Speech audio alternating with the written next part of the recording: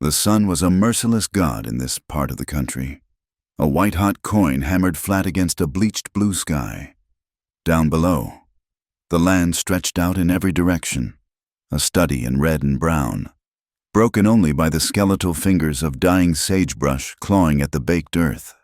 Heat shimmered off the canyon walls, making the horizon dance and tremble like a thing alive and in pain. High above it all, a single hawk rode the thermals, its cry a thin, sharp note of loneliness that pierced the vast silence. This was a land that did not care for the affairs of men. It had seen empires of rock rise and fall, and it would see them rise and fall again long after the last human memory had turned to dust. Down in that simmering silence, a man and his horse were a slow-moving wound upon the landscape. The horse, a sturdy buckskin named Dusty, favored its left foreleg, a ragged limp that sent a shudder through its frame with every agonizing step. Astride the saddle, Caleb Ward slumped like a sack of grain, his world a dizzying blur of sweat, blood, and blinding sun. The hole in his left shoulder, just below the collarbone, was a deep, searing fire. The cattle trade near the border had gone bad, the glint of betrayal in a man's eyes followed by the deafening crack of a rifle. He had been a Union scout once, had seen his share of ambushes, but this one felt different. This was not for a flag or a cause. This was for greed. A grubby little firefight that had left 2 men dead and him bleeding out under an indifferent sky.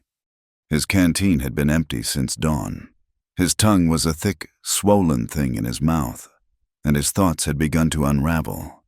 The red rocks around him would sometimes swim and melt into the muddy trenches of Shiloh. The faces of the men he had killed in the war staring back at him from behind the sagebrush, their eyes hollow and accusing. He remembered the weight of his rifle, the cold finality of its kick against his shoulder, a shoulder that now burned with a fire all its own.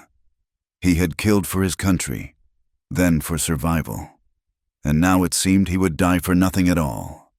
The horse finally gave out near the ghost of a stream, a dry, sandy ribbon of rock and cracked mud where water had once run. Dusty's legs buckled, and Caleb tumbled from the saddle, his body hitting the hard ground with a grunt that knocked the last of the air from his lungs. The impact sent a fresh wave of agony through his shoulder, and the world went from a blurry white to a swarming, merciful black. He lay there, half-conscious, the sun beating down on him, cooking the life from his body.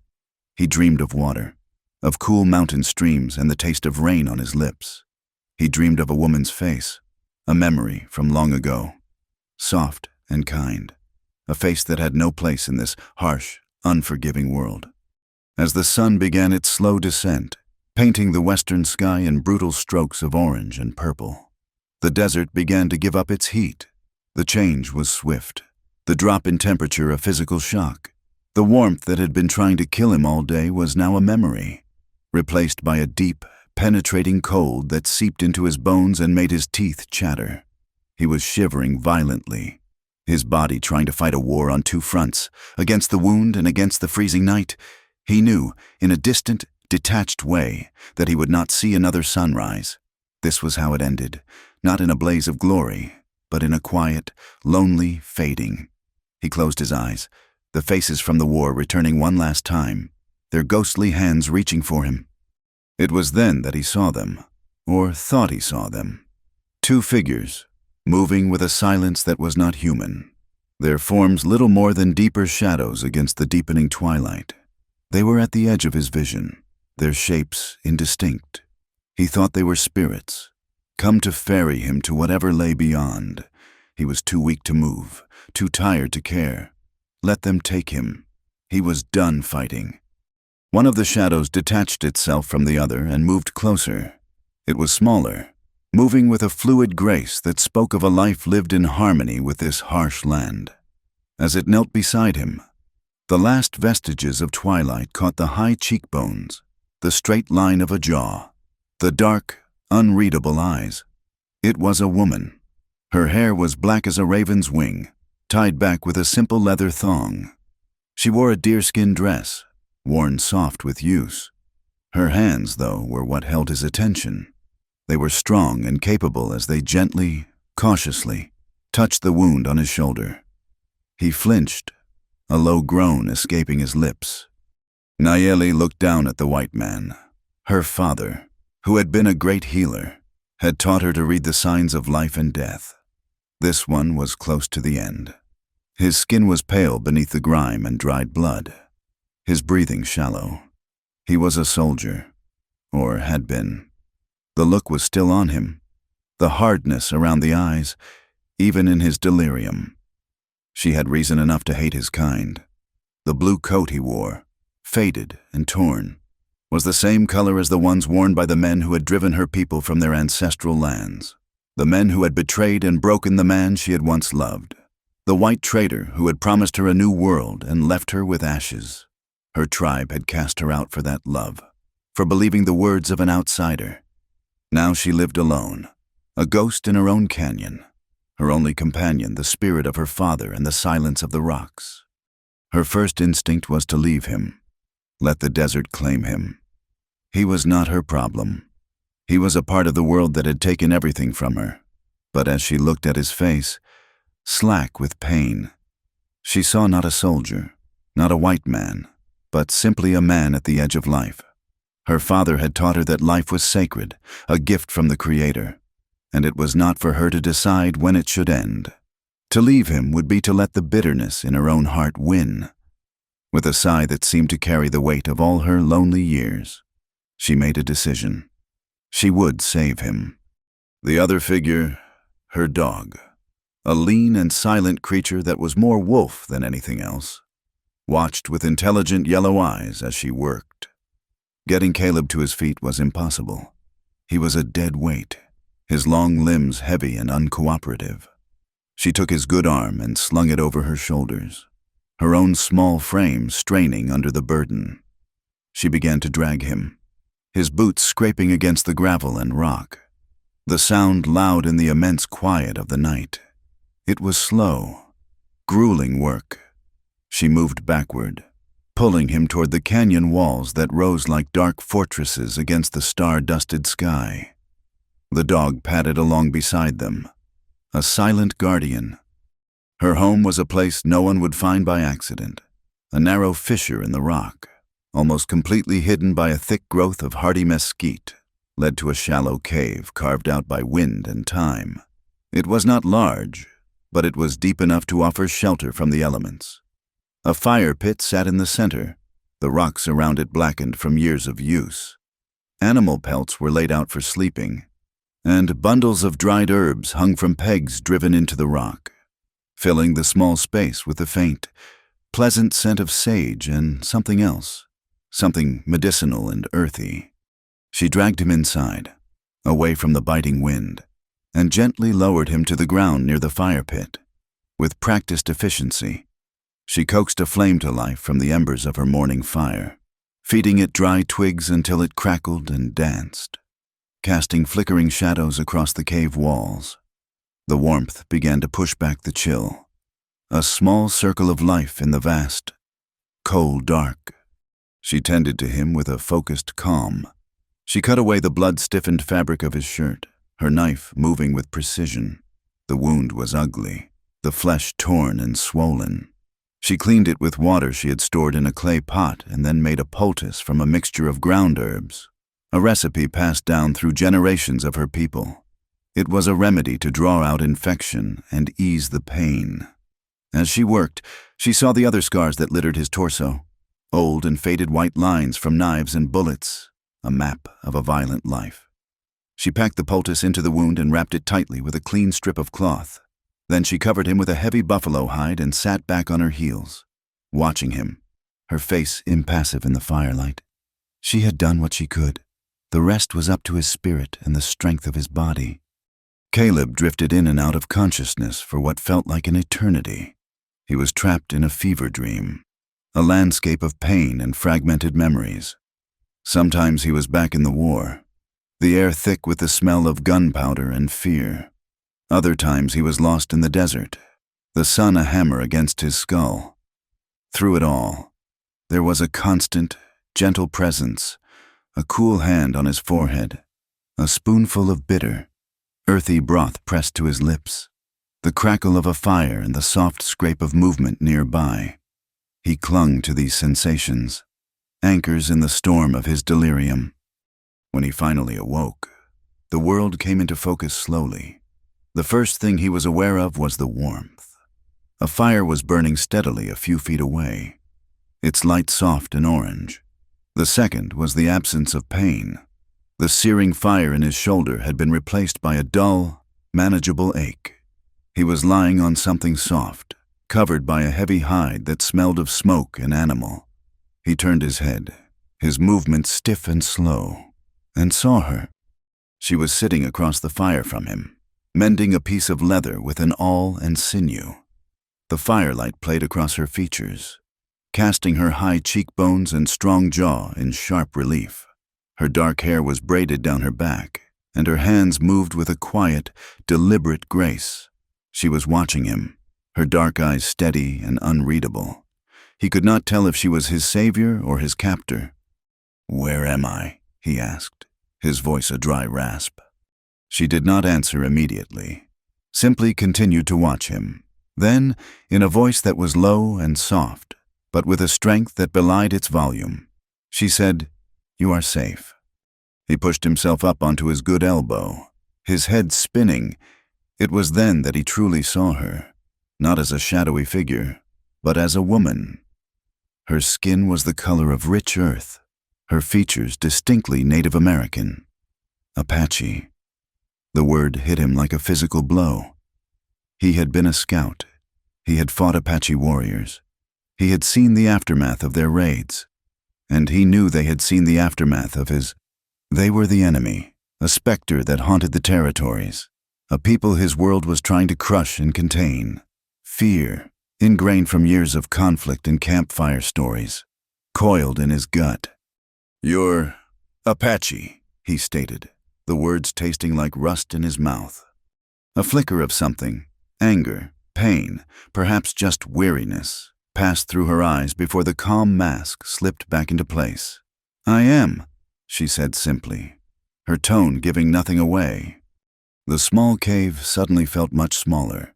Charged with the weight of their two histories, he was a white man, a former soldier, found bleeding in her territory. By all rights, she should have left him for the coyotes, or ended his life herself. Yet, she had saved him. He looked at the clean bandage on his shoulder, felt the warmth of the fire, and a wave of confusion washed over him. He owed her his life, but everything he had ever known told him to be afraid of her. "Thank you," he managed to say, the words feeling inadequate. For helping me." She gave a slight, almost imperceptible nod and returned her attention to the leather she was mending. The conversation, it seemed, was over. The silence that fell between them was thick and heavy, filled with unspoken questions and the ghosts of 1,000 bloody encounters between their peoples. He was grateful, but he was wary, and as he watched her in the flickering firelight, he could feel her own profound mistrust radiating across the small space, a wall as real and as solid as the stone around them. Over the next few days, as his strength slowly returned, Caleb's world was reduced to the confines of the cave and the small ledge outside its entrance. His senses, dulled by the fever, began to sharpen again, taking in the details of his strange sanctuary. He learned the rhythm of the fire, the way it popped and hissed when she added fresh mesquite wood. He learned the smell of the herbs she brewed for him, a bitter but cleansing scent that seemed to scour the fever from his blood. He could hear the faint whisper of the wind as it moved through the canyon, a lonely, ancient sound. One afternoon, a storm rolled in from the mountains, the thunder a low, distant drumbeat that grew into a deafening roar. From the mouth of the cave, he watched lightning split the sky, illuminating the rain-slicked red rocks in brief. Brilliant flashes. The raw, untamed beauty of it all was breathtaking. It was a land of violence and splendor, and she, the silent woman who moved through it with such quiet confidence, seemed a part of it all. They rarely spoke, Words were a currency neither of them seemed willing to spend. Their interactions were a series of small, practical gestures. One morning, he noticed her struggling with a skinning knife, its wooden handle split and loose, while she was out gathering roots. He took the knife and, using his own belt knife and a piece of sandstone, carefully worked the handle, shaving it down and binding it tightly with a thin strip of leather he cut from his boot. He left it by her sleeping pelt. When she returned, she picked it up, tested the handle's grip, and gave him a long, searching look. She said nothing, but that night, the broth she gave him had more pieces of rabbit meat in it than usual. Another evening, as the chill of the desert night settled in, she came to him to check his wound. She unwrapped the bandage with gentle fingers, her touch surprisingly soft for hands that were so calloused and strong. Caleb held himself rigid, every muscle tense. The closeness of her was unsettling. He could smell the faint scent of wood smoke and sage in her hair. When she leaned in to apply a fresh poultice, he had to fight the urge to pull away. It was too intimate, too close to a person he had been trained to see as an enemy. He knew she felt the tension too. Her movements were efficient, almost clinical, but he could see the tightness in her jaw. When she was done, she wrapped his shoulder even tighter than before, a gesture that felt less like care and more like a warning, a physical reminder of the debt he owed her. One night, he could not sleep. The ache in his shoulder had settled into a dull throb, and his mind was restless. The fire had burned down to glowing red and orange embers, casting a dim, soft light throughout the cave. She was sleeping on the other side of the fire, wrapped in a fur, her breathing slow and even. In the faint light, he could see the scars on his own body, the pale, silvery lines that crisscrossed his chest and arms. Each one was a story, a memory of pain and survival. He looked over at her still form, and he felt a sudden, profound sense of connection. He did not know her story, did not know what losses had carved themselves into her heart, but he could feel the weight of them in her silence. Her solitude was not a choice, it was a fortress. Just as his own drifting was a kind of exile, they were two wounded people, hiding from a world that had no place for them, their pasts as scarred and broken as the land outside. In the deep, quiet dark of the canyon, surrounded by the ghosts of their separate histories, they were, for a fleeting moment, just a man and a woman, bound by the simple, fragile thread of a life given and a life received. The passing days settled into a quiet rhythm, measured not by the hands of a clock, but by the slow crawl of the sun across the canyon rim. As the fire in Caleb's shoulder cooled to a persistent ache, the idleness of a patient began to weigh on him. He was not a man built for stillness. He started to move about the cave, his steps at first unsteady, then more sure. He watched Nayeli work, a constant, silent flurry of motion. She wasted nothing, not a movement, not a scrap of leather, not a drop of water. He began to help, tentatively at first, not wanting to intrude on the careful order of her solitary life. He started with the water. The spring was a 10-minute walk down a winding, rocky path, a hidden seep at the base of the canyon wall.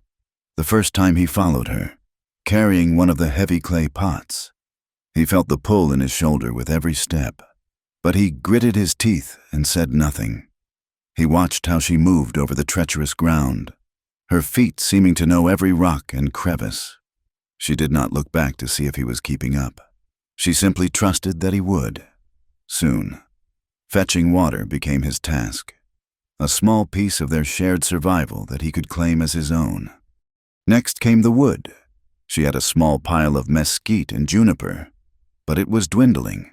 He found her axe, the head worn smooth with use, the handle a perfect fit for his hand, and began to work on a deadfall juniper he had spotted near the spring. The rhythmic thud of the axe echoed in the canyon, a sound that felt profoundly human in the vast silence. Each swing sent a jolt through his shoulder, but it was a good pain, the pain of muscles remembering their purpose. He would split the wood and stack it neatly against the cave wall, and when she returned from foraging, she would glance at the pile, her expression unreadable.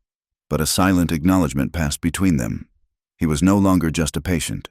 He was contributing, earning his keep, rebuilding a small part of his own broken pride. He mended her tools, repaired a loose strap on her water skin, and sharpened her knives on a whetstone he found among her few possessions.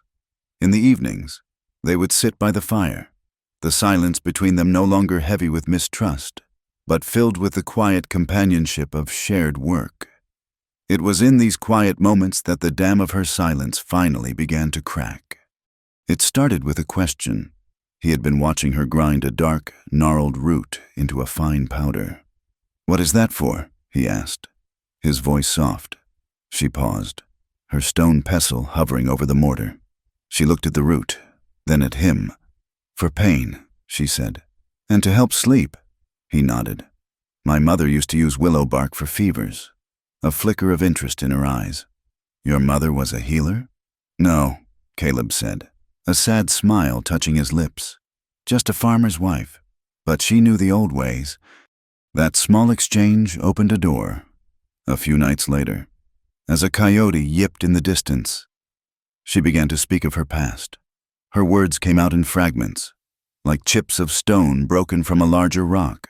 She spoke of her childhood, of learning the plants and the stories of the stars from her father.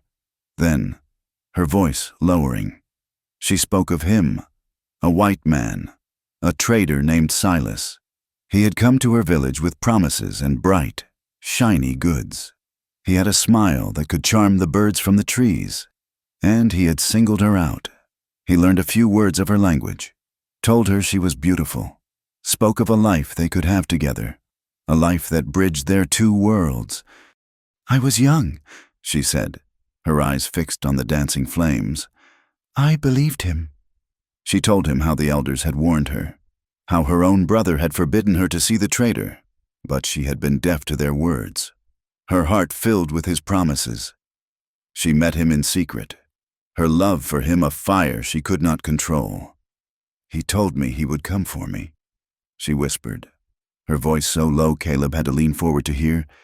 "He said we would go north, to a valley he knew of. He asked me to find out when the warriors would be away on the hunt. He said it was so he could come for me safely." Her hands clenched in her lap. "Like a fool, I told him." She fell silent for a long time, the crackle of the fire the only sound. Caleb did not speak, did not move. He knew what was coming. "He did not come for me," she said, her voice flat and devoid of emotion. "He came with the soldiers. They came when the village was undefended. They burned our homes. She stopped, her throat working. "My father was killed. My brother. I saw the trader, Silas, pointing out the lodges where the grain was stored. He was smiling." She looked at Caleb then. Her dark eyes filled with a pain so deep it was like looking into a bottomless well. "My people who survived, they called me a traitor. They said I had brought the snake into our home. They told me to go, to follow my white man into his world of lies. They cast me out. I have been alone ever since." Caleb sat in stunned silence, the weight of her story settling on him like a shroud. A profound and bitter guilt washed over him. He was one of them, a white man, part of the world that had produced a man like Silas. The uniform he had once worn with pride now felt like a mark of shame, but beneath the guilt was something else, a sickeningly familiar ache, betrayal. He knew its taste. He thought of a boy he had known back in Tennessee, a friend named Samuel who had joined the Union with him. They had fought side by side for 2 years. Then, before the Battle of Franklin, Samuel had vanished. The next day, the Confederates had been waiting for them, their positions perfectly arranged, as if they knew every detail of the Union's plan. The fight had been a slaughter. Caleb had only found out later that Samuel had been captured, and to save his own skin, he had told them everything. He had traded the lives of his friends, the men who trusted him, for his own. Caleb had never understood how a man could do that, how he could look his friends in the eye one day and sell them to their deaths the next. Now, hearing Nayeli's story, he felt the echo of that same cold, hollow feeling. He saw the same treachery, The same casual destruction of trust, and his heart ached for her. "I am sorry," he said, the words feeling small and useless. "There are no words for what he did." She looked away, back at the fire. "Words are wind," she said quietly. "Actions are stone." From that night on, the space between them changed. Their silence was no longer born of caution, but of a shared understanding. A fragile trust began to grow in the thin soil of their shared solitude. She started to teach him things, not with words, but by example. She showed him how to read the story written in the dust, the delicate track of a desert fox, the heavy print of a bighorn sheep, the telltale drag of a rattlesnake's belly. She taught him to listen to the birds, to know when their calls signaled the presence of water or the approach of a predator. She was teaching him her language, the language of the earth, and he was a willing student. He learned to see the desert not as a barren wasteland, but as a place of subtle and resilient life. In return, he taught her the one skill he truly possessed. He took out his Colt revolver, the heavy, reassuring weight of it familiar in his hand. He showed her how to load it, how to cock the hammer, how to aim down the long barrel. She watched with a detached curiosity, her hands gentle as she took the weapon from him. "You squeeze the trigger," he instructed, standing behind her, his hand near hers. "Do not pull it. Squeeze it slow and steady, like you are squeezing water from a cloth." She aimed at a weathered piece of driftwood propped against a rock 50 feet away. Her stance was natural, her arms steady. When she fired, the sound was a violent explosion that shattered the canyon's peace.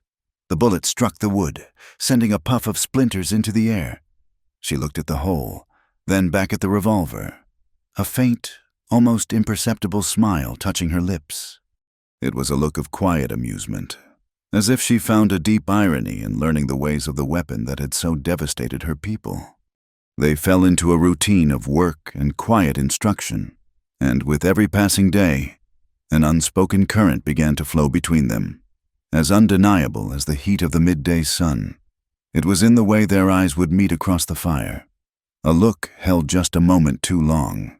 It was in the accidental brush of their hands as he passed her a tool or a piece of firewood, a touch that sent a jolt through him, sharp and unexpected. He found himself watching the way the firelight caught the curve of her neck, the graceful strength in her hands as she worked. He was a man who had been starved of tenderness for a long time, and her quiet, resilient presence was like a spring in the desert. He did not know what he was feeling, only that it was powerful and dangerous. One night, the rhythm of their life was shattered. They were sitting by the fire when Nayeli's dog, who had been dozing at her feet, suddenly lifted its head, a low growl rumbling deep in its chest.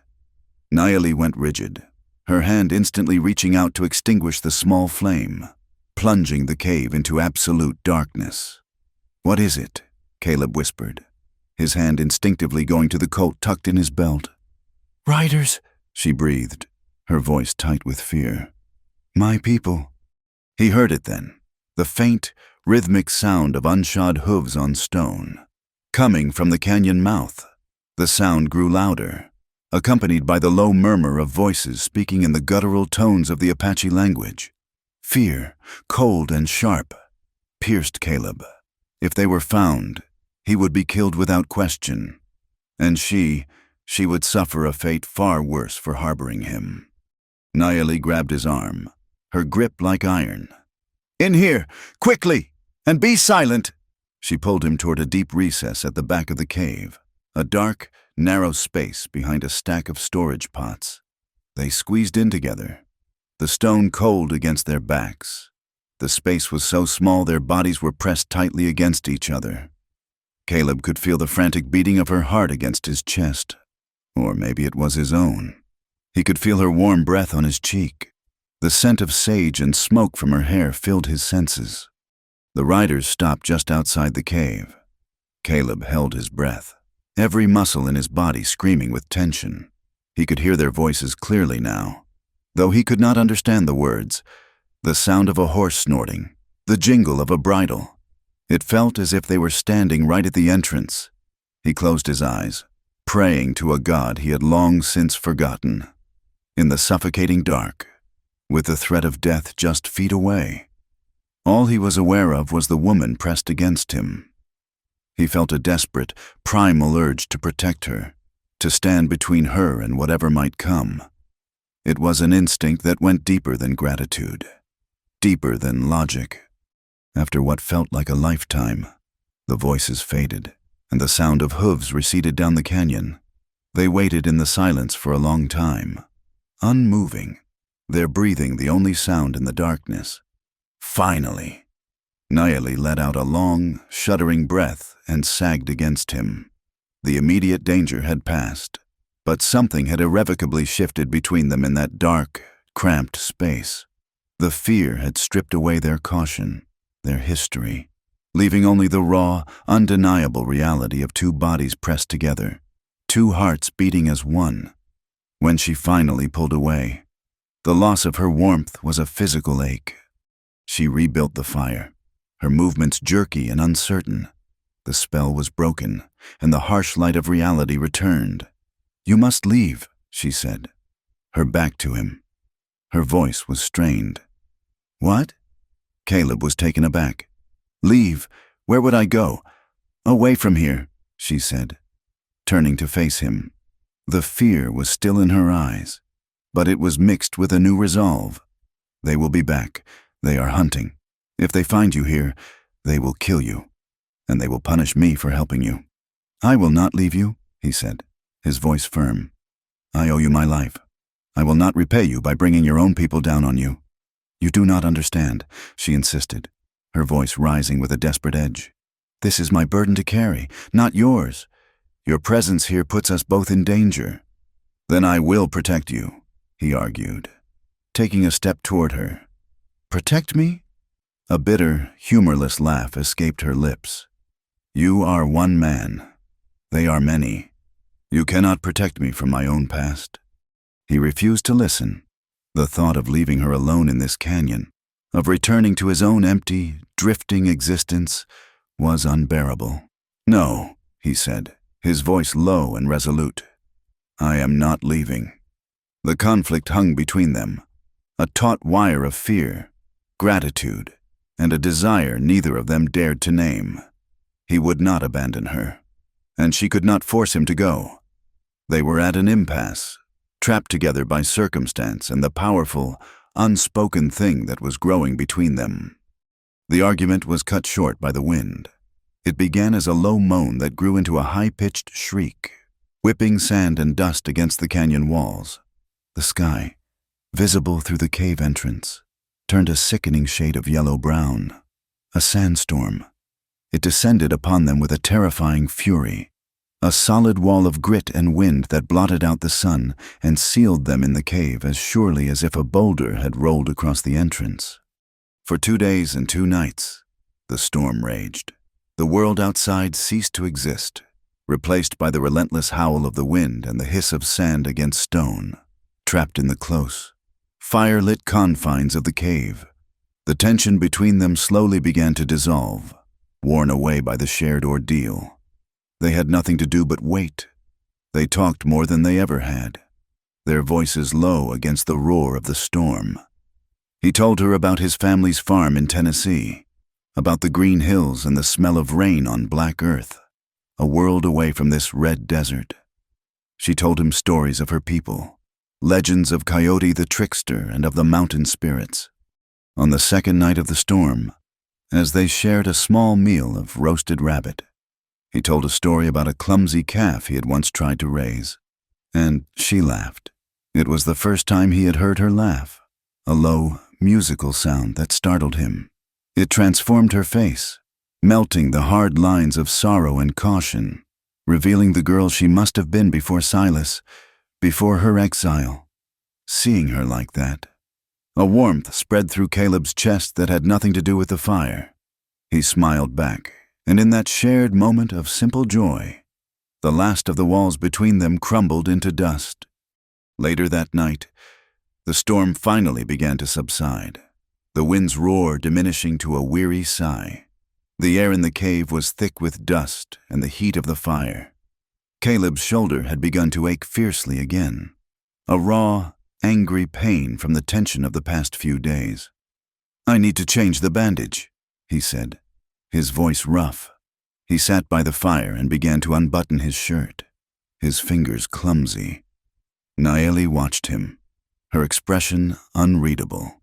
He pulled the shirt off his good shoulder first, then carefully eased the fabric away from the bandage, which was stained and dirty. To get it off completely, he had to sit up straight and bare his chest to the firelight. He was acutely aware of her gaze. He saw her eyes travel over the landscape of his body, over the old, white scars and the fresh, raw wound. He felt a sudden vulnerability, a nakedness that was more than just physical. He saw her look away, her gaze dropping to the fire, a faint flush creeping up her neck. The air between them grew thick, charged with a silent, trembling intimacy. He worked the dirty bandage loose, hissing in a sharp breath as it pulled at the tender skin. He sat there for a moment, his chest and shoulder bare, the firelight flickering over his skin.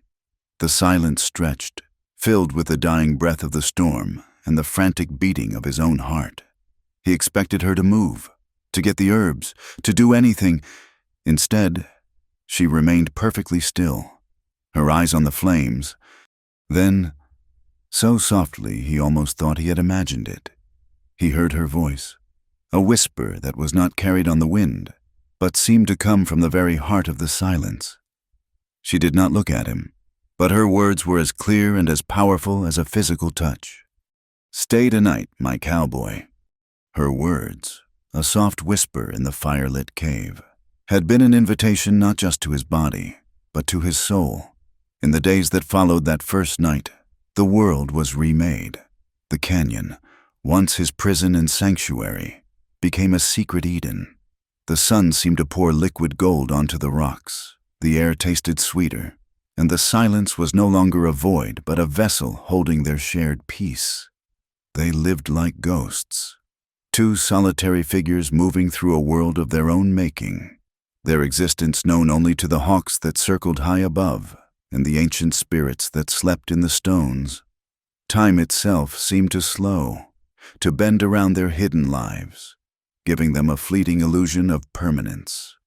The narrative of their days was written in small, tender moments. They moved together in a practiced, unspoken dance.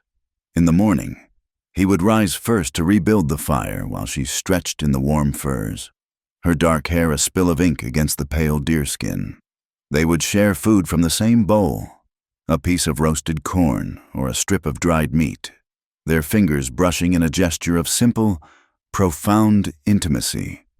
They worked side by side, his strength complementing her knowledge.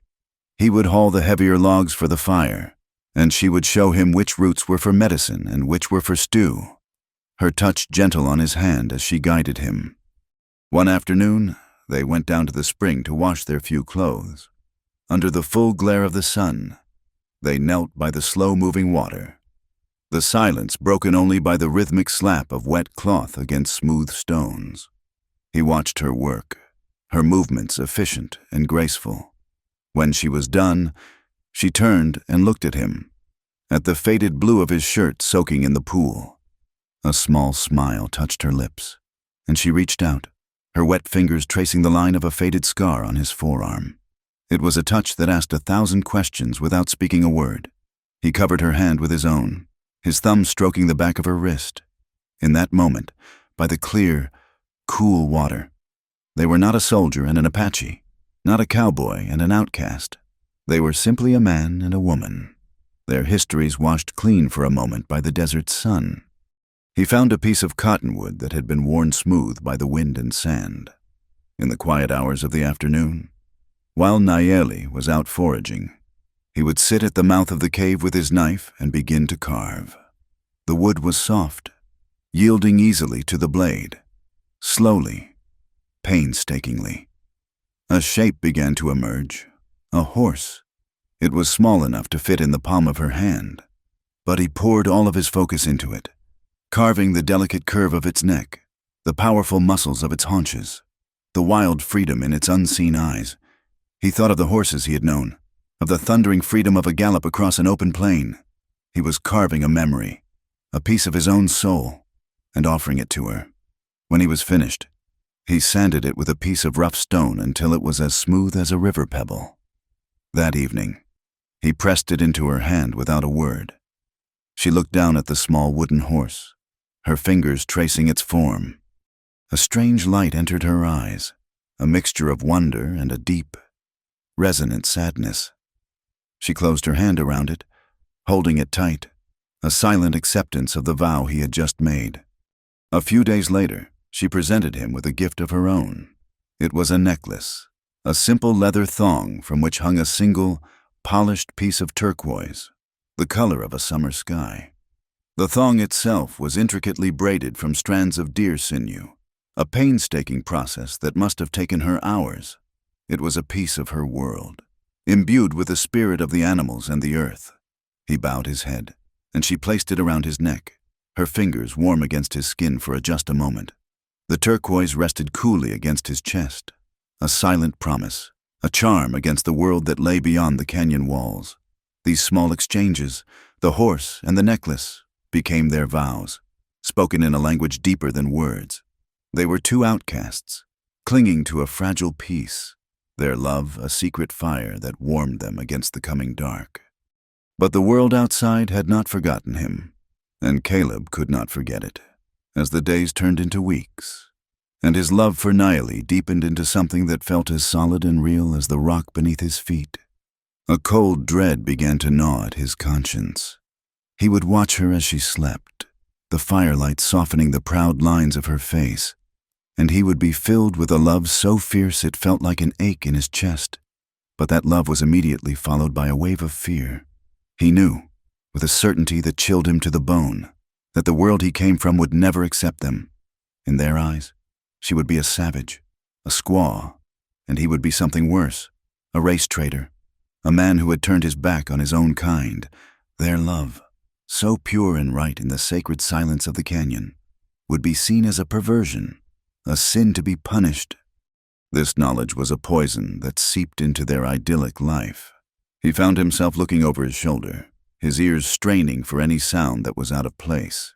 He would hold her in the night, and instead of peace, he would feel a desperate, clawing need to protect her from a threat he could not see. He knew they could not hide forever. Sooner or later, someone would stumble upon their sanctuary, a prospector, a band of soldiers, or worse, the men who were surely still looking for him. The cattle baron whose men he had killed was not the sort to let such a thing go. Caleb knew he had to find out what was happening, how much danger they were truly in. One morning, before the first light had touched the canyon rim, he made his decision. He rose silently, his movements careful so as not to wake her. He dressed in the pre-dawn chill, his heart a heavy lump in his chest. Leaving her, even for a day, felt like a betrayal of the small, perfect world they had built. He saddled Dusty, his old horse now fully healed and strong. He scribbled a note in the dirt floor of the cave with a stick, a crude drawing of a town and the sun high in the sky, a promise to return by midday. He hoped she would understand. With one last look at her sleeping form, he swung himself into the saddle and rode out, a ghost slipping away from Eden. The ride to the nearest settlement, a dusty collection of adobe buildings and false front saloons called Redemption, took him 3 hours. He did not ride directly into the town. He was a wanted man, and his face might be known. Instead, he tethered Dusty in a hidden arroyo and approached on foot, keeping to the high ground. From a rocky outcrop overlooking the town, he could see the main street, the livery, the saloon, the general store.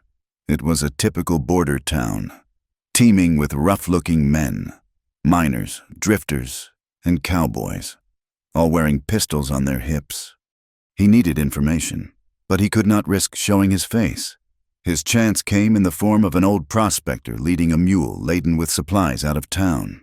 The man was old, his face a roadmap of wrinkles, his eyes a faded blue. Caleb approached him cautiously, his hand near his gun. "Morning," Caleb said, keeping his voice low and even. The old man squinted at him, his eyes wary. "Who's asking?" "Just a traveler, passing through." Caleb lied. "Heard there was some trouble down near the border a few weeks back, a cattle deal gone sour." The prospector relaxed a little, spitting a stream of tobacco juice into the dust. "Trouble? That ain't the half of it. Old man Hemlock lost 3 men and a prize bull. Said he was ambushed by some kind of phantom. One man survived. Said it was a single fella.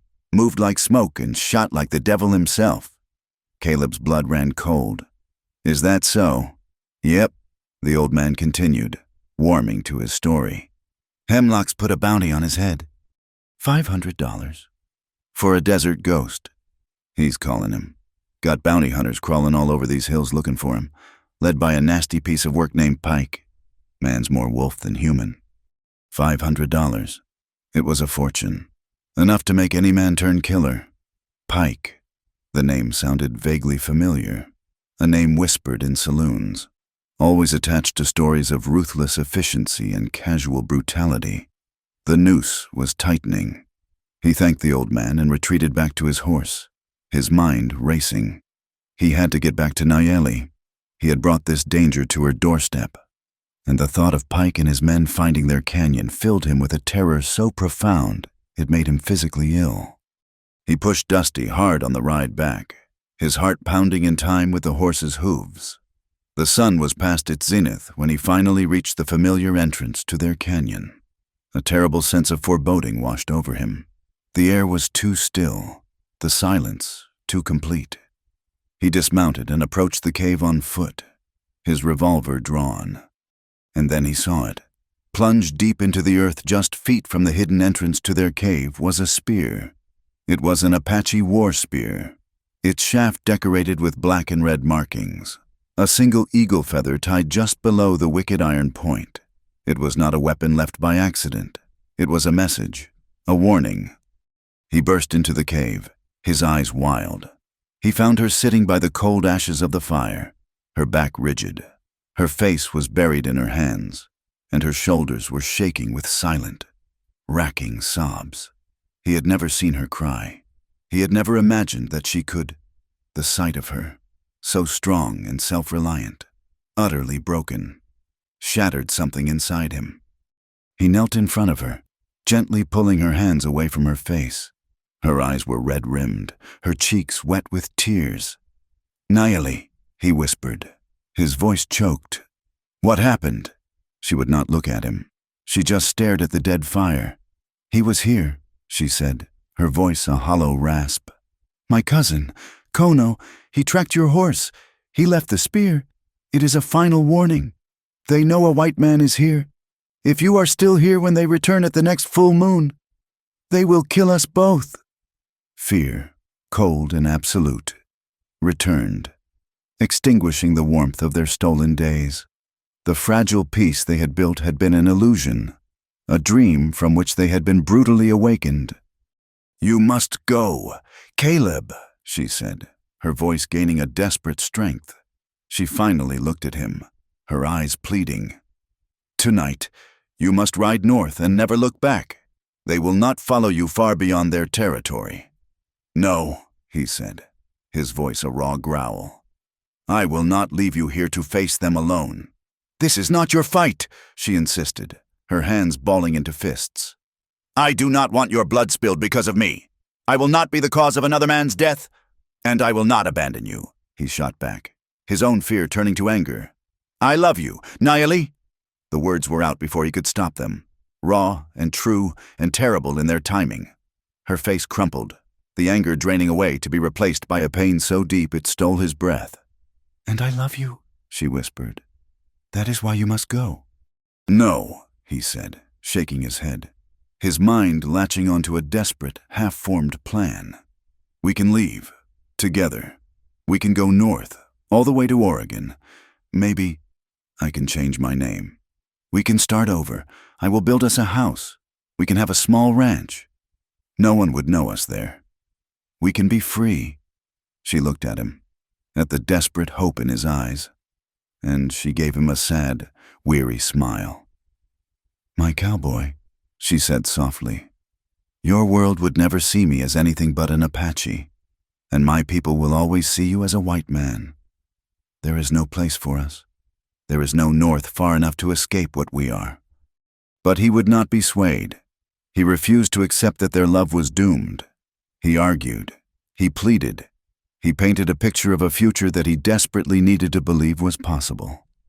They argued until the sun began to set, their voices raw with fear and love and desperation. That night, the world felt as if it were closing in around them. The silence of the canyon was no longer peaceful. It was menacing, filled with unseen watchers and the weight of coming tragedy. They ate in silence, the food tasteless in their mouths. The fire cast long, dancing shadows on the cave walls, shadows that looked like warriors, like hangmen. They knew, with a certainty that needed no words, that their time had run out. After they had eaten, he came to her, taking her hands in his. He looked into her eyes, and in their dark depths, he saw his own desperation reflected back at him. There were no more words to be said. He pulled her gently to her feet and into his arms, holding her tightly, as if he could physically shield her from the fate that was rushing toward them. She wrapped her arms around his neck, burying her face in his shoulder. Beneath the soft light of the fire, they made love. It was not a gentle coming together like the nights before. It was a desperate, defiant act against the dying of the light. It was a claiming, a branding, a frantic attempt to merge their souls, to create a memory powerful enough to survive the coming dawn. Every touch was a plea, every kiss a farewell. They clung to each other, two outcasts making a final stand against a world that would not let them be. Their love, the only weapon they had left. In the cool, gray light of morning, the canyon was unnaturally quiet. The fire had died down to a bed of pale, white ash. They lay tangled together in the furs, her head on his chest, his arm wrapped tightly around her. But the peace of the night was gone. The air felt different, thin and brittle, heavy with the weight of an unspoken goodbye. A new day had come, but it brought with it no hope, only the certainty of an ending. And then, cutting through the dawn stillness, came a sound, faint, distant, but unmistakable, the clink of a horseshoe against rock, the echo of a single rider, moving steadily, inexorably, up the canyon toward them. They both heard it at the same time. Their bodies went rigid. They did not need to speak. They both knew. Time had just run out. In the dusty town of Redemption, the arrival of a dozen uniformed soldiers was an event. They rode in on sweat-stained horses, their blue coats a stark and official presence against the town's backdrop of brown adobe and raw lumber.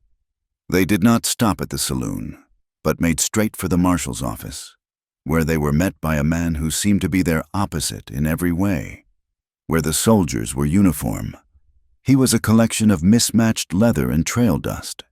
His name was Pike, and he moved with the lean, predatory grace of a starving wolf.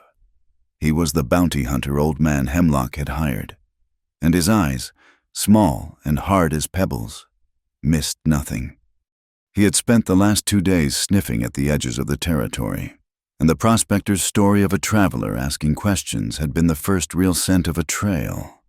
Now, standing over a set of tracks at the edge of town, the tracks Caleb had left behind, Pike felt the familiar thrill of the hunt. He knelt, his long fingers tracing the impression in the dust. "Army-issue horseshoe, left 4, he grunted, his voice a low rasp. "Lost a nail 2 days ago, and the man riding him is heavy, favors his right side when he dismounts. Still nursing an injury, I'd wager." He looked up at the young lieutenant in charge of the detail, a man whose clean uniform and neatly trimmed mustache seemed absurd in this gritty landscape. "Your desert ghost has been here, and he is heading back to whatever hole he crawled out of. He is close."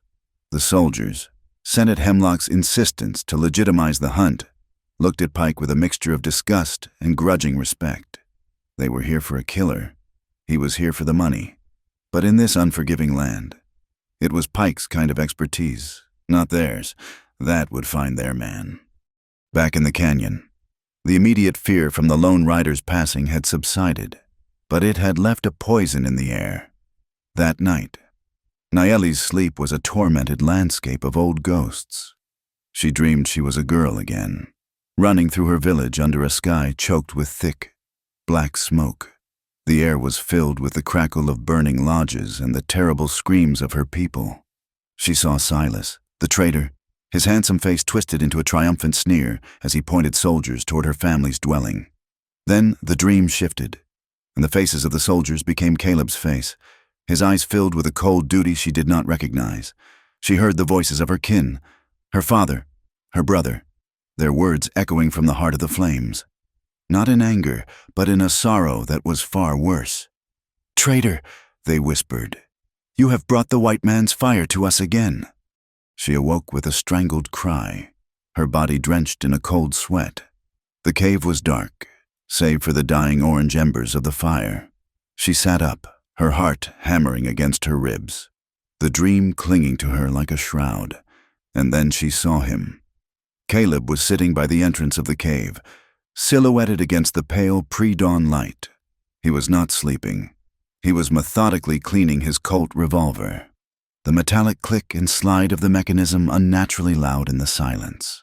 On the ground beside him lay his rifle and a box of cartridges. The image struck her with the force of a physical blow. A white man, his face grim and set, preparing his weapons for the violence he had brought with him. The nightmare bled into reality, the past collapsing into the present. She saw Silas polishing his pistol the day before the raid. She saw the soldiers checking their rifles. It was the same ritual, the same quiet dedication to the tools of death. In that moment, Caleb was not the gentle man who had carved her a wooden horse, not the lover who had held her through the night. He was the embodiment of the destruction that had haunted her entire adult life. He was history, preparing to repeat itself. "What are you doing?" she asked, her voice sharp and brittle. He looked up, startled by her tone. "They are coming. Nayeli, we both know it. I am getting ready." "Ready for what?" she demanded, getting to her feet, pulling a blanket around her shoulders. "To fight, to kill more men, to bring a war to this canyon. I am getting ready to protect you," he said, his voice low and firm, his eyes never leaving his work. "You cannot protect me," she cried, a new and terrible argument rising between them. "This is what you do, is it not? You solve problems with these—" She gestured wildly at the guns. "You think you can shoot your way out of this?" He stood up then, facing her, his expression a mixture of frustration and hurt. "What else would you have me do? Sit here and wait for them to drag you away or put a bullet in my back? I have been a soldier. I know how to fight. I can keep you safe." "Safe?" A raw, incredulous laugh escaped her. "You do not even know what it means to be hunted. You think this is about you, about the men you killed. You think they hunt you because you are a criminal. They hunt me because I am an Apache. It is not what I have done. It is what I am. If they catch you, they might hang you. If they catch me—" She trailed off, her eyes dark with a knowledge he could never share. "There is no place I can run to where my face will not mark me as the enemy. You talk of going north, of changing your name. I cannot change my skin. You do not understand. You can never understand what it means to be hunted just for being alive." The gulf between them in that moment was as wide and as deep as the canyon itself. He saw a problem to be solved with force and strategy.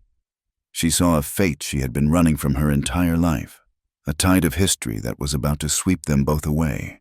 His love for her made him want to stand and fight. Her love for him made her see that his fight was the very thing that would destroy them. Their bond, forged in silence and tenderness, began to strain under the immense, crushing weight of their two different worlds. They had no more time to argue. The sharp, sudden bark of Nayeli's dog from the canyon entrance was all the warning they needed. Caleb grabbed his guns and a small pack of supplies Nayeli had prepared. "We have to go," he said, the argument forgotten. replaced by the grim immediacy of survival. The back way. Now. They fled from the cave that had been their world, scrambling up a narrow, hidden trail that wound its way up the back of the canyon wall. They did not look back. Below, they could hear the shouts of men and the clatter of horses. Pike had found them. They ran, their lungs burning, their only thought to put as much distance as possible between themselves and the hunters. For 2 days they moved through the harsh landscape, pushing themselves to the point of exhaustion. The chase was relentless. Pike was a master tracker, and his men, a mix of bounty hunters and soldiers, were persistent. Caleb and Nayeli were forced out of the familiar desert canyons and into the foothills of the mountains. They were cornered one evening near a wide, shallow river that snaked through a rocky valley. The sun was setting, painting the water in shades of blood and fire. They had stopped to drink when the first shot rang out, chipping a piece of rock from a boulder just inches from Caleb's head. 3 men were advancing on them from the tree line, their rifles raised. There was nowhere to run. "Get behind the rocks," Caleb yelled, pushing Nayeli down behind a cluster of large boulders. He raised his rifle, the familiar weight a cold comfort in his hands. He was a scout again. His world narrowed to sight, sound, and the cold calculus of a firefight. Another shot whizzed past his ear. He aimed and fired, the report of his rifle echoing across the river. One of the men cried out and fell. The other 2 scattered, taking cover. Muzzle flashes lit the deepening twilight. Caleb fired again, working the lever action of his rifle with practiced speed. A second man clutched his chest and collapsed. The third, seeing his companions fall, hesitated. It was Pike, even in the dim light. Caleb could see the man's cruel, wolfish face. Pike raised his rifle, but he was not aiming at Caleb. He was aiming at the rocks where Nayeli was hiding. "No!" Caleb roared, firing as he stood. The bullet struck Pike's rifle, sending it spinning from his grasp, but Pike had already squeezed the trigger. Nayeli cried out, a sharp, piercing sound of pain. Caleb's heart seized. He saw her slump against the rock, her hand clutching her shoulder. Rage, cold and absolute, washed over him. He charged forward, firing his revolver. But Pike had already vanished back into the shadows of the trees, a ghost melting into the darkness. Caleb rushed to Nayeli's side. A dark stain was spreading across the shoulder of her deerskin dress. The bullet had only grazed her, a deep, burning furrow in the flesh, but it was bleeding freely. He tore a strip from his shirt and pressed it against the wound, his hands trembling. "I am all right," she whispered, her face pale, her teeth gritted against the pain. But he could see the fear in her eyes, the confirmation of her deepest terror. His presence, his fight, had brought the bullet to her. They could not stay. Pike would be back, and with more men, under the cover of darkness. They crossed the river, the cold water numbing their legs, and fled into the mountains. The landscape grew darker, colder, the ascent steep and unforgiving. The red earth and hardy mesquite of the desert gave way to towering pines and jagged granite peaks. It felt as if they were climbing into the sky, leaving the world behind. But the noose of fate was tightening around them, pulling them ever upward into a colder, harsher reality. They climbed for another day, the air growing thin and cold. A leaden gray sky pressed down on them, promising snow. Nayeli was growing weaker, her injury and the relentless pace taking their toll. She stumbled, and Caleb caught her, lifting her into his arms. He carried her, his own body screaming in protest, his shoulder wound a dull, throbbing fire. The first snowflakes began to fall, soft and silent, beautiful and deadly. Within an hour, they were caught in a full-blown snowstorm. The world disappeared into a swirling vortex of white, the wind howling like a hungry animal. Caleb could barely see 10 feet in front of him. He pressed on, driven by a desperate, primal instinct to find shelter. He finally found it. a shallow overhang on the side of the mountain, barely large enough to shield them from the worst of the wind. He gently set Nayeli down, her body shivering uncontrollably. He gathered what little dry wood he could find and managed to start a small, sputtering fire that provided more smoke than heat. The temperature plummeted. Caleb stripped off his own coat and wrapped it around her, pulling her close to him, trying to shield her from the biting cold with his own body. She was fading, her skin icy to the touch, her breathing shallow. She looked up at him, her dark eyes clouded with exhaustion and pain. "Leave me, Caleb," she whispered, her voice barely audible over the wind. "You must. You can still make it. Go north." "I will not," he said, his voice a raw growl. He held her tighter, his jaw set. "I am not leaving you." "You will freeze," she rasped, a tear tracing a path down her cold cheek. "We both will." He looked down at her, at the woman who had saved him, the woman he loved more than his own life. He saw the truth of their situation in her eyes, the stark, brutal reality that there was no escape, but there was still a choice. She whispered, her breath a white cloud in the freezing air. "You cannot save me from what I am."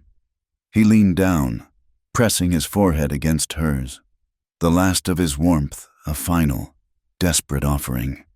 He looked into her eyes and let her see the truth in his own soul, a love that had been stripped of all hope, of all illusion, leaving only a core of absolute devotion. "Then let me die beside you," he answered. At dawn, the storm had passed. The world was blanketed in a pristine, silent layer of white. The snow reflected the pale morning light, so bright it was almost blinding. Nayeli awoke from a fitful, shallow sleep. She was cold, so cold she could not feel her own limbs, but she was alive. The first thing she was aware of was the heavy weight across her body. It was Caleb's arm, wrapped around her waist, holding her to him. His head rested on her shoulder, his face ashen and still. For a terrifying moment, she thought he was dead, but then she saw the faint puff of white from his lips, a small, fragile cloud of life in the frozen air. He was half frozen, his body rigid with cold, but he was alive. His arm, even in unconsciousness, held her fast. The fire was dead, nothing but a pile of blackened sticks. The mountains stood around them in a vast, white silence. It was a love that had refused to surrender, a love that had found its final, terrible strength in the heart of ruin. The world after the snowstorm was a place of blinding white and aching cold. Nayeli, with the last of her strength, managed to get Caleb to his feet. He was a dead weight against her, his body shivering violently, his mind lost in a fog of cold and exhaustion. They stumbled through the deep snow for what felt like an eternity, driven forward by nothing more than her refusal to let his sacrifice be in vain. Hope was a dying ember when she saw it, a dark shape against the endless white, the crumbling silhouette of a bell tower reaching toward the sky like a skeletal hand in prayer. An old Spanish mission, abandoned for 100 years. Its adobe walls sagging and eroded by time. It was shelter. It was survival. She half dragged, half carried him through a collapsed section of the outer wall and into the relative protection of the old nave. The roof had long since rotted away in places, leaving patches of sky and drifting snow, but the main sanctuary was largely intact, a cavernous, silent space that smelled of dust, decay, and damp stone. She lowered him gently to the ground near the remnants of a stone altar, his head lolling to one side. His fight against the cold had taken everything he had left. Now, the fever was setting in, a fire raging through his veins to replace the ice. Her own shoulder throbbed with a dull, persistent fire, but she ignored it. He was her only concern. His hands trembled uncontrollably, his skin was hot and dry to the touch, and his eyes, when they fluttered open, were hollow and unfocused, looking at her as if she were a ghost. She worked with a desperate urgency, using her knife to cut dry timbers from a fallen choir loft to build a fire on the stone floor. The flames caught slowly, pushing back the oppressive chill and casting flickering, monstrous shadows against the faded frescoes of saints on the walls. For 2 days, he was lost to the delirium. He thrashed and mumbled, his mind caught between the snowy mountains and the bloody battlefields of his past. Nayeli did not leave his side. She melted snow for water, forcing it drop by drop between his cracked lips. She found a few hardy herbs beneath the snow near a south-facing wall, willow bark for the fever, a root to make a thin, weak broth, and tended to him with a fierce, protective focus. She was a healer again, fighting a battle against a spirit of sickness she could not see.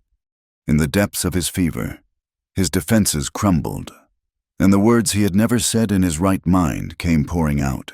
He spoke of the war, of the faces of the men he had killed, of the constant, grinding noise and the gnawing emptiness that had followed him ever since. And then, his voice would soften, and he would call her name. "Nayeli," he would whisper, his trembling hand searching for hers in the darkness. "Nayeli." One night, his eyes fluttered open and seemed to focus on her for a brief, lucid moment. A faint smile touched his lips. "It is quiet now," he murmured, his voice a dry rasp. "Since I found you, it is the first time it has been quiet." He squeezed her hand, his strength no more than a flicker, before his eyes closed and he slipped back into the fever's grip.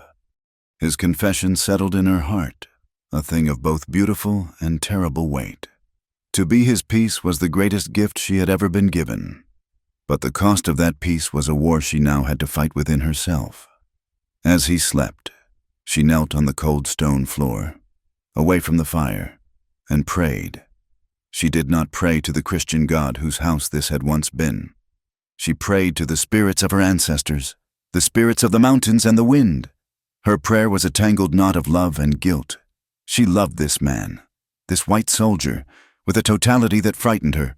His soul was good and true, but to save him, she had killed to defend him, and she had brought her own people, the trackers, into this hunt. She was choosing him over them, and it felt like the same catastrophic betrayal she had committed with Silas. She looked at her hands, the hands that had healed Caleb, and saw the hands of a traitor. Was she doomed to repeat this story forever, to love a man from the outside world and, in doing so, bring ruin to everything she touched? The memory of that long-ago day rose in her mind, as sharp and as vivid as if it were happening all over again. The sun had been warm on her face. She had been grinding corn outside her family's lodge, dreaming of Silas and the new life he had promised her. She remembered the strange silence that had fallen over the village, the way the birds had stopped singing. Then came the first gunshot. It was followed by a volley, a deafening roar of rifles that ripped the peaceful morning to shreds. Panic erupted. Women screamed. Children cried. She saw her father emerge from their lodge, his old hunting rifle in his hand, his face a mask of grim resolve. Her brother, Kono's father, stood beside him. And then she saw Silas. He was not coming for her. He was on a horse, beside a blue-coated army captain, pointing. He was pointing at her lodge, at the storage pits, at the horse herd. His handsome face was alive with a greedy, triumphant light. The soldiers advanced, their bayonets gleaming. A bullet struck her father, and he fell without a sound. Her brother charged forward with a war cry on his lips and was cut down by a wall of smoke and lead. She remembered the smell of the fire as it caught the dry hides of their home, the thick, acrid smoke that filled her lungs as she was dragged away by an ant.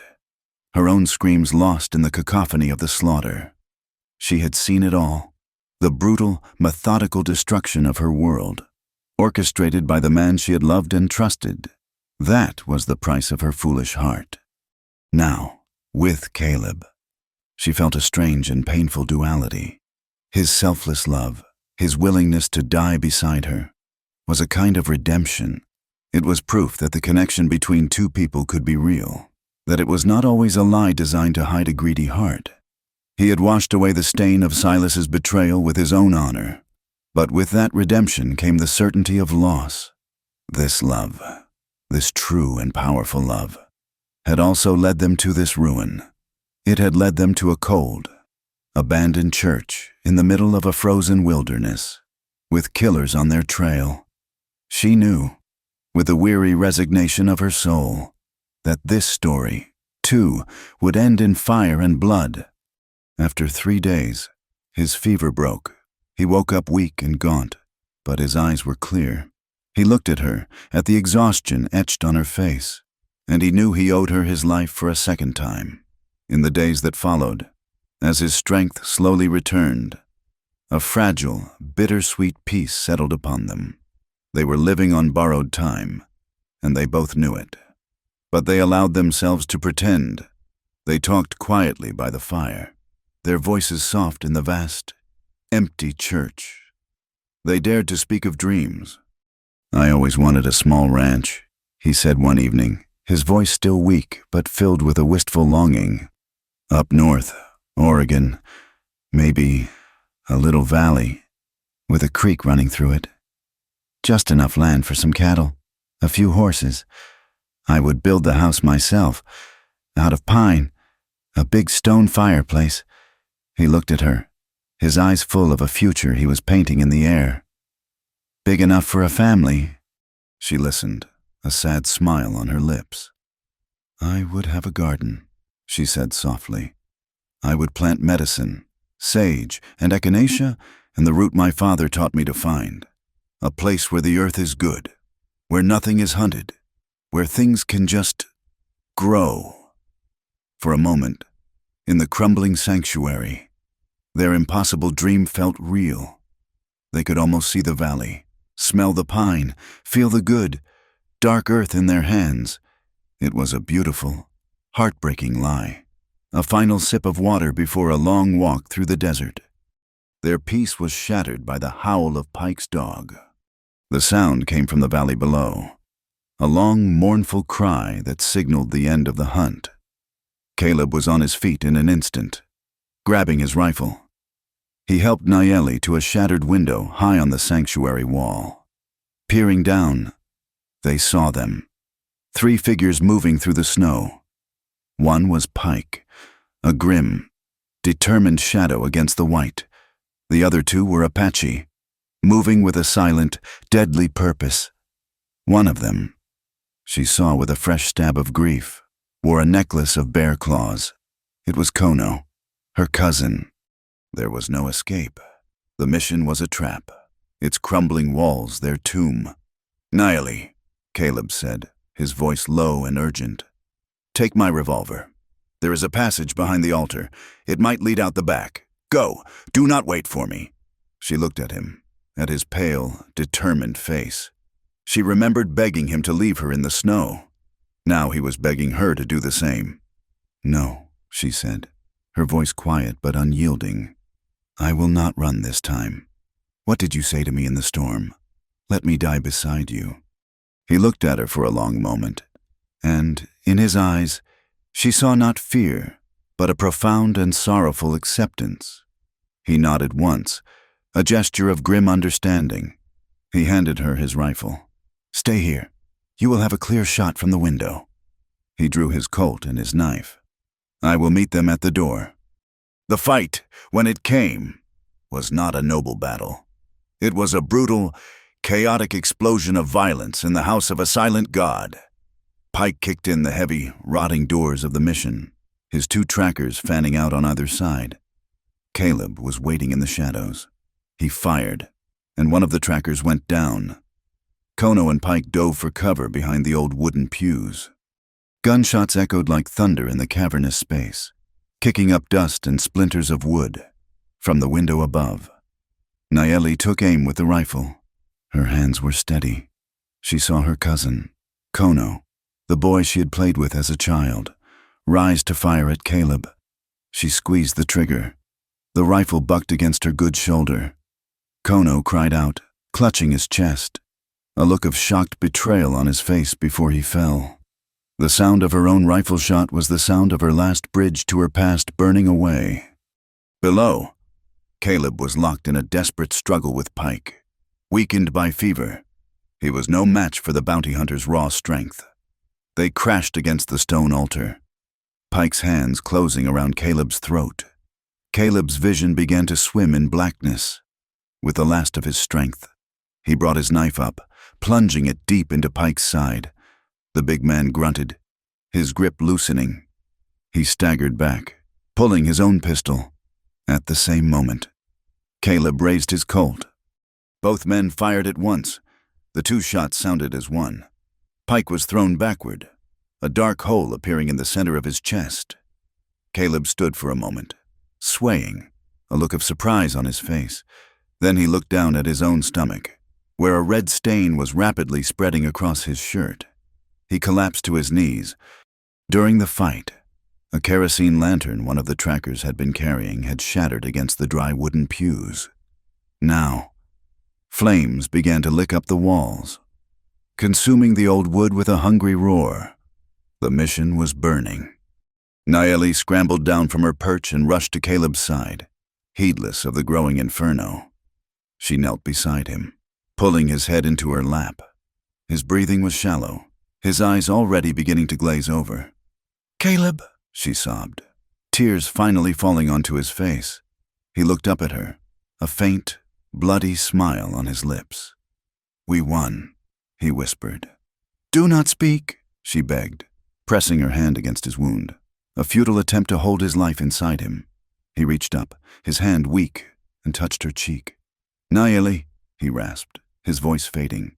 "You have to go. Flee. Live. Live enough for us both." His hand fell away. His eyes, fixed on her face, went vacant. The quiet he had spoken of had finally come for him. She did not move. She sat there on the stone floor, holding his body in her arms as the flames roared around them, as the roof began to groaning and collapse. The heat was unbearable, the smoke thick and choking, but she did not care. She held him, rocking him gently, her mind a vast, empty silence. The fire was a cleansing, a funeral pyre for their love, for their impossible dream. She stayed until the first pale light of sunrise pierced through the smoke and the blackened holes in the roof. The fire had mostly burned itself out, leaving behind a smoking, skeletal ruin. She gently laid his head down on the ash-covered floor. She took the turquoise necklace from his neck and clutched it in her hand. Then, without a backward glance, the solitary ghost of the mountains walked away from the ashes of her world and into the dawn of a new, desolate day. The seasons turned, pulling the memory of snow from the high peaks and painting the desert floor with the fleeting, vibrant colors of spring wildflowers.